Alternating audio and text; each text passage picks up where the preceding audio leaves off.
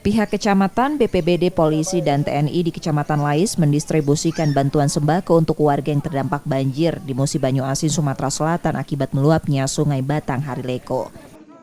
Ketinggian air mulai surut sejak Rabu malam, namun jalan desa warga masih terendam air sehingga aktivitas masih menggunakan perahu.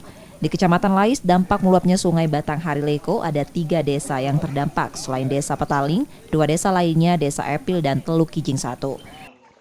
Untuk kondisi masyarakat, karena sudah ada pantauan langsung dari Dinas Kesehatan juga, untuk kesehatan sudah standby. Kemudian apabila terjadi dalam minggu-minggu ini kenaikan kembali, kami dari Pokja bekerjasama dengan BPBD sudah menyiapkan lokasi pengungsian tentunya. Itu yang paling penting, jangan sampai nanti timbul korban jiwa dari.